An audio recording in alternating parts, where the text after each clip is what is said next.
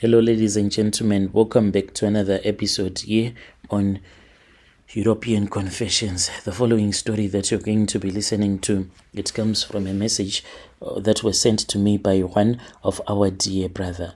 Strange things indeed they do happen in this world. Our brother was speaking about his theologies, laughing at him, telling him that it is not yet his time to die when he wanted to die, to commit suicide, and they laughed at him and they said that we are holding your life, we are holding your spirit together, we won't let you go before it is your time. Strange things indeed they do happen in this world. The translation of that message that he sent to me, it reads like this: Hello, how are you? I am writing this because my time is running out.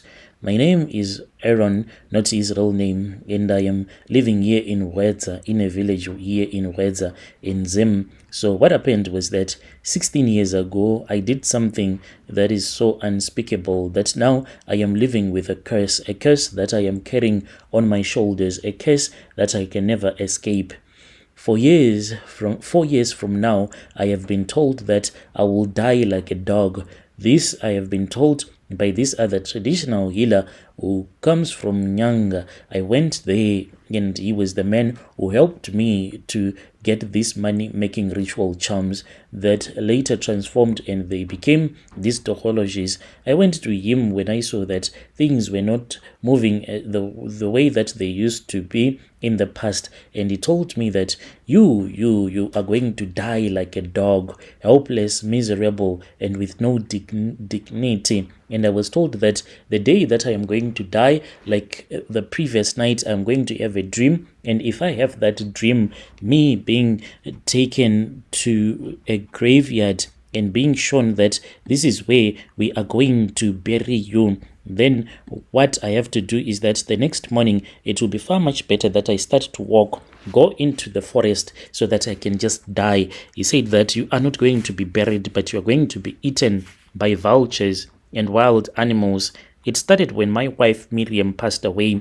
She had been sick for a very long time and thought her death was painful. So at that time when my wife was sick, I thought that maybe I will try to help her out, but I knew the reason as to why she was sick. I was just pretending. I tried to move on after her death, but after 3 months, something inside of me changed, Brother Nashi. I had to return back to Nyanga. When I returned back, that was when I was told that this was the second step in our rituals. At that time, I was still a Christian man, an innocent man who just wanted to change his own fortunes to be able to take care of his family. I never knew that traditional healers, they will tell you one thing today. When you return back to their shrine, then they will change and they will tell you that, no, this is what I meant. That is what happened to me. I had gone to Nyanga and I had said that I just wanted some good luck because at work I was always having bad luck. I was then given some charms that I needed to give to my wife.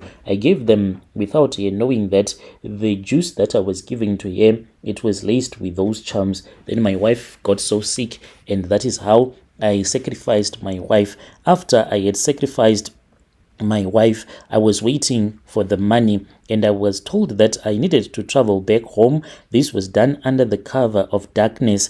Driven by my desperation and greed, I made my way to Miriam's grave, my wife, and dug it up. I felt sick as I was unearthing a coffin. The loud thud when I finally reached a coffin, it made me to feel really sick, and the smell that was coming out, it was just unbearable. But the desire for wealth had blinded me to the horror of what I was doing. With trembling hands, I took her left hand and then I removed it from her decaying body. I pulled it, Brother Nashi. I don't want to lie. The hand is the one that I am using now in my rituals. It is buried underneath one of our pit latrine toilets here in the village. That is what I have been using to make money. At first, everything went as planned. The rituals worked and the doxologies came to me, bringing with them the wealth and power that I had been promised.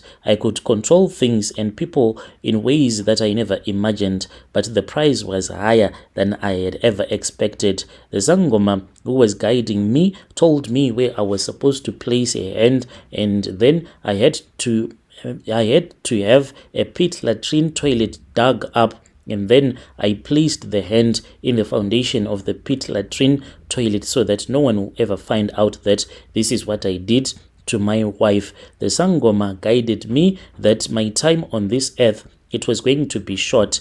Only 16 years I was given to live. Since I had never made money in my life, when I was told that 16 years of being a millionaire, sleeping with any woman that you wanted, eating any food that you want, going to bed knowing that everything is going to be okay the next morning, 16 years was a lot, I thought. He said after that, I will die, and when I die, it will be a humiliating, painful death, just like a dog. I tried to brush it off at first, thinking that I had plenty of time, but now, with only 4 years left, I feel the curse as it is tightening around my neck. The things that I have seen and done, they haunt me each and every day.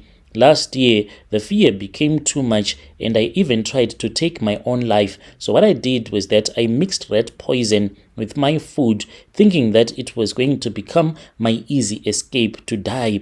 But Brother Nanshi, the moment that I finished drinking that cup that was full of rat poison mixed with water, that was when I saw my short boys. They appeared, because whenever they appear through the walls, and then they came to me and they grabbed me and they were holding me down. Those tokoloshis, they would not let me go. Then amongst them, there is one tokoloshi that is a female. That female tokoloshi came, and then it had its legs, and it made me to sleep in between of its legs, and then it started to urinate whilst one of the other tokoloshi had my mouth opened up, and it forced me to drink its urine. After that, one then rushed to the cattle kraal and collected some cow's milk, and after that, then the tokoloshi came and forced me to drink the milk. I vomited all of the rat poison such that it did not even affect me.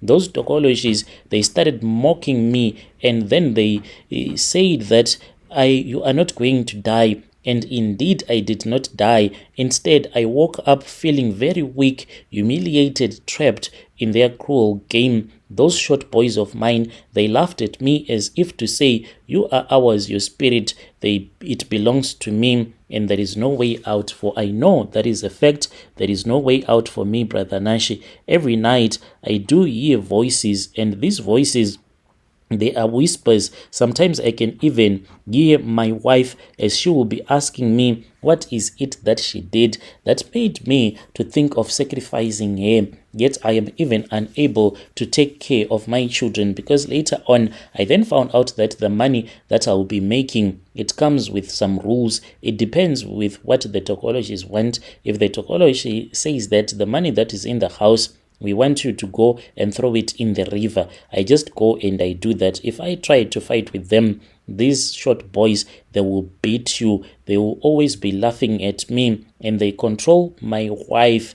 And I have tried to find a way to undo what I did. I feel that it is too late. Even that Sangoma, the way that he used to speak with me, and now it is very different, and I can see that my death is coming. I know that it is going to be a terrible death, never going to get buried, going to be eaten after I would have died by the wild animals and the vultures. That is the curse, and that is where the curse is going to take me. Dear listeners, right there was a message that was sent to me by one of our dear brother. That was the translation of that message that was sent to me. Strange things indeed, they do happen in this world.